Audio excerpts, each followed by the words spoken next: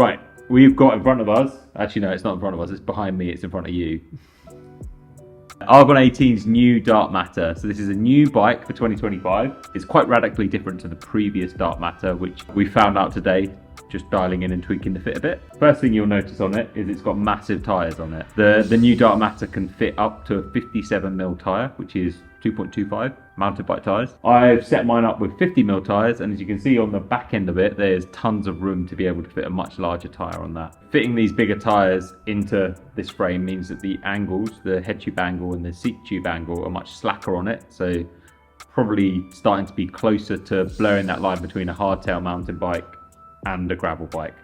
So it's a very progressive way of thinking about designing a gravel bike, and quite different to a lot of the gravel bikes already on the market. But I do think this is the way that it's going to go. Bigger tyre clearance and starting to feel more drop bar hardtaily. There are some features on this bike which have been seen in the rest of the Argon 18 range. Primarily, I'm going to talk about the Krypton and the Krypton Pro, which have the similarities. The Krypton and Krypton Pro are designed to be sort of all-road adventure bikes, and I would kind of class the new dark matter as the burly brother of this bike. It has got internal frame storage, which is the same setup as you have on the Krypton and Krypton Pro, which is underneath the bottle cage on the down tube. Really easy to open, really easy to close. Comes with the same slug that you get in the Krypton and Krypton Pro as well, which has all your tools in it. But I actually use it quite often to put layers in, like a jacket as well. It works really well for that. The thing to say about that is it is the length of the whole tube, so you have a lot of room in there. The only thing that's going to limit it is how easy you can reach up into it. So if you've got big hands, you're going to struggle to get your hands far in. Got small hands, all the way in. Oh my god. That's real. The other thing that is similar from the Krypton and Krypton Pro is this has got a T47 internal threaded bottom bracket. Threaded bottom brackets are great. It's so much easier to maintain and use. You're going to alleviate a lot of that creaking stuff. And I think the T47 is kind of the industry standard that seems to be coming in for a lot of bikes now. Or at least threaded is going that way. A T47 is a larger bottom bracket than a traditional like British threaded bottom bracket, and it's supposed to help with like stiffness, compliance, that kind of stuff. One of the bits that I'm a big fan they brought in on this bike is the UDH mech hanger ability thing. So what the hell does that mean? UDH is a mech hanger that SRAM designed, and they offered the licensing for it for free to everyone. It meant that slowly bike brands have started to incorporate UDH mechs into their designs of the frames, and then SRAM decided to very cleverly release a mech that mounts directly onto the frame, which is patented. The good thing about the UDH Universal Derailleur Hanger system is it means that wherever you are in the world, you're probably going to be able to find one of these mech hangers.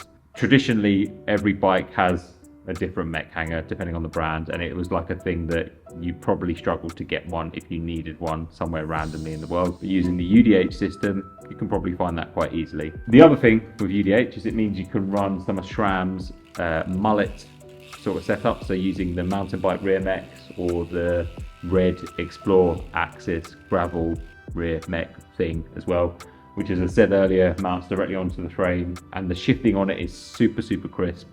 You can shift really well under load, and there's videos of people jumping on them, so that means it's pretty strong. So maybe you don't have to take it off when you're going traveling. I'm not going to do that. Just to clarify, I'm not jumping on the mech because that cost me a lot of money. The geometry on this, as I said, is quite drastically different to the previous dark matter. Right now when we're filming this bike doesn't exist. Wow! We kind of took a basis of the fit of this, of what I ride on the current dark matter, and what we've subsequently learned is the frame is a lot longer, probably taking more of a language that you would have in a hardtail bike, therefore meaning you probably want to run a shorter stem. The thing to note is that this frame is about 2 centimeters longer than a Krypton, so it is noticeably longer. So you might need to accommodate that in your fit if you're considering this kind of bike. The other thing to mention of the setup I've done is that the SRAM red shifters are quite long as well. So that's also something I've had to incorporate with the fit and the changes that we're now going to make with my fit on this based on having a bike fit, a UK bike fit. The setup right now is a 120mm stem, which is what I ride on everything, but we're going to actually take it down to a 90mm stem, so 3 centimeters shorter. A considerable difference. That's all played into the fact that the frame is a lot longer.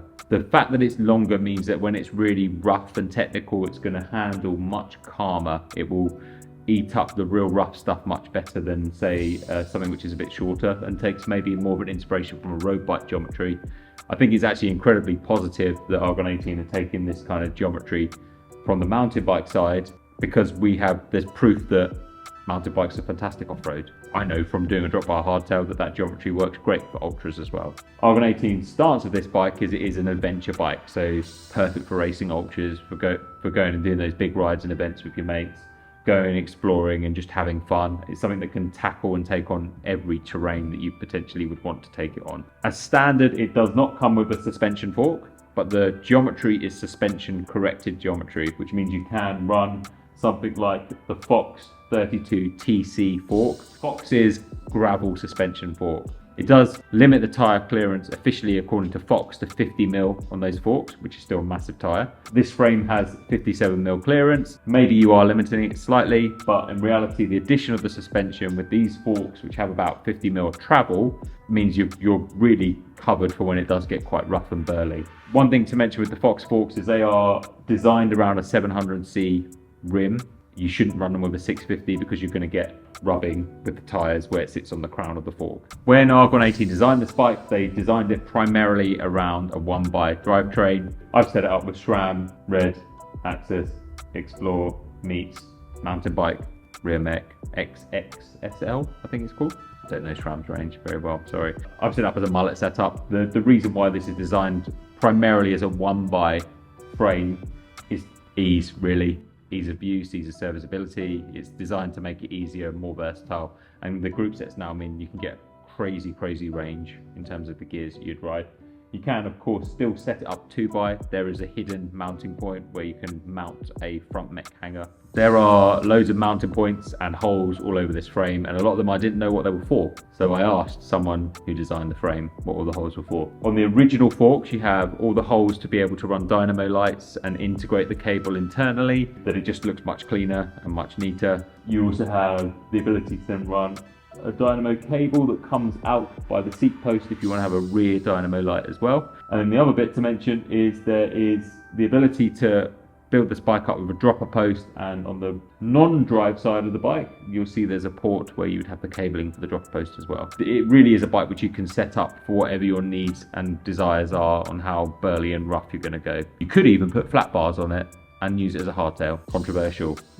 If you have this bike built up with the original forks, you have fork mounts for bottles, everything you want on the forks, and there is the ability to mount panniers, mud guards, all that kind of stuff on the frame as well. The top tube points as well, so you can add top tube storage box thingamajigs on it. And then the last thing to mention with this is you can run it internally, so all the cabling can be internal, which if you are running, say, like a handlebar bag, just means it's much tidier. You're not forcing cables to be bent or stretched in any weird ways. But you can, if you want to, still run it externally, but going into the headset. This can be done using a variety of different headset cover things. They do make one for an Enve in-route stem, which I've got on here, and there's also the ability to run a more traditional stem and then just have the cabling going underneath and down into the head tube. I would imagine if you wanted to run it completely externally, you probably could using the dropper post port on the non-drive side as well, if that's your bag, you know. The frame has a traditional 27.2 round seat post. You're not having to use a proprietary seat post in any way. It does come with some like protection rubbery bits to help protect the down tube a bit, and also the rear stay by your back of bike bit. The build of this one is completely custom. There are 3 different versions that will be available at launch: a Rival, an Apex and a GRX build. This build is built up with a mix of SRAM Red and SRAM XXSL, which is the mountain bike rear mech and cassette. The shifters are the new red shifters. Wheels are Enve 3.4s, so slightly aero, quite a wide internal rim that actually look really nice on this bike, I think. Stem is the Enve AR stem, Enve seat post, Enve gravel bars, which are a very flared gravelly bar but round. I wanted to use a round bar on this build because it means I could clip stuff onto it quite easily. Tyres I'm using is a mix, 2 different tyres, a Schwalbe G1 RX Pro on the front and a Schwalbe G1R Pro on the rear. So that's a more burly, grippy, knobbly tyre on the front and a slightly faster rolling resistance tyre on the rear. These are the newer updated compounds of the R range tyres that Schwalbe bought out at the start of this year. Slightly better punch protection, slightly better rolling resistance than the previous versions of them. And they're tan walls, which means they're 10 points on the cool front. There will be 3 different colours of this frame. The nice brown one, a green one, and a grey black one. I've ridden this bike once. On my initial thoughts of it, first of all, I thought, oh, it feels quite long. So as I've already mentioned, please, if you're looking and thinking about this, remember that when you're considering the size and the fit that you'd want with this bike. The way it rides on really rough stuff though is brilliant. It rolls over stuff. It seems to eat it up more so than any other gravel bike I think I've ridden, and I think that is because it starts to take a lot of its language more from the mountain bike side of things. It's actually really fun when it gets quite technical. Much more fun than I expected actually. It's going to be that bike which will be used for big days out and big adventures, stupid, silly rides, and it's got a Marshall sticker on the head tube. Marshall! Yeah, which gives it 20 watts and 50 cool points. If you have any more questions about this bike, please drop a comment below and I will answer the best I can, or I will get someone from Argon 18 to answer them. Yeah, welcome New Dark Matter. Bye.